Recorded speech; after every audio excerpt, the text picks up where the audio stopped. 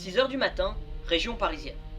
Le jour vient à peine de se lever et des étudiants de l'Institut Villebon Georges Charpak se préparent pour une journée de cours bien chargée. L'un des premiers jalons de la journée, c'est la douche. Les Français utilisent 174 millions de bouteilles de shampoing par an. Nos étudiants s'interrogent sur les composants de ces produits cosmétiques. À quoi servent-ils? Sont-ils tous essentiels? Et surtout, certains sont-ils dangereux? Nous menons l'enquête.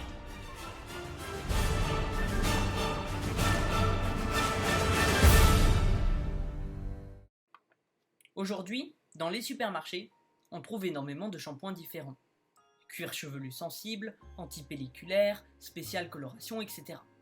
Au final, leurs ingrédients se ressemblent. Mais au juste, quels sont-ils? Après l'eau, qui compose 70% d'un shampoing, le principal élément est le surfactant, qui occupe environ 20% de la bouteille, et que l'on prend généralement sous le nom de sodium laureth sulfate, de cocamidopropylbétaïne et de polysorbate 20. Grâce à sa queue moléculaire, il permet de réaliser 3 actions essentielles. La stabilisation du shampoing, qui permet de conserver l'émulsion et une bonne dissolution des huiles essentielles. La stabilisation de la mousse, afin que ceci soit agréable au toucher. Et enfin, il dispose d'un effet détergent qui sépare l'eau de la graisse des cheveux. Comment ça marche? Voici à quoi ressemble une molécule de surfactant. On y remarque une tête de la molécule qui, elle, aime l'eau, c'est-à-dire qu'elle a tendance à s'y accrocher, tandis que la queue de la molécule, elle, est hydrophobe et va donc avoir tendance à s'accrocher à l'huile.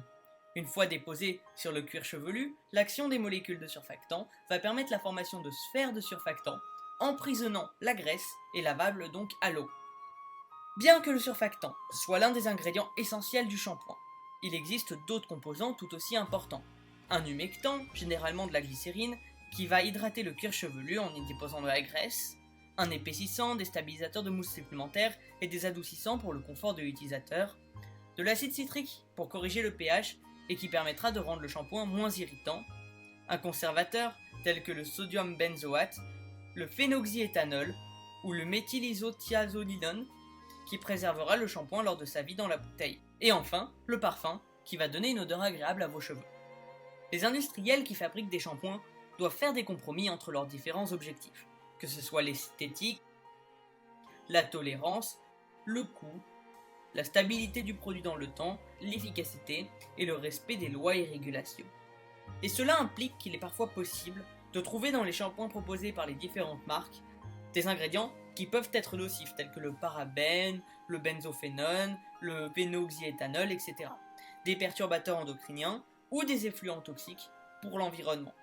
Pour les éviter, il existe des solutions telles que l'application Quel Cosmétique qui vous permet de décrypter le contenu des bouteilles de shampoing et de voir les ingrédients nocifs qu'elles contiennent. Alors, au final, des raisons de s'inquiéter? Non, les industriels font tout ce qui est en leur possible pour limiter le danger pour l'environnement et aussi pour votre cuir chevelu. Malgré tout, certaines personnes préfèrent quant à elles utiliser des shampoings faits maison, à base de bicarbonate de soude et de cacao, mais ceux-ci ne sont pas testés par les industriels, et donc il n'y a pas de garantie qu'ils ne soient pas nocifs pour votre peau. Au final, il reste tout de même raisonnable de pouvoir utiliser du shampoing régulièrement, tant que l'on n'en abuse pas.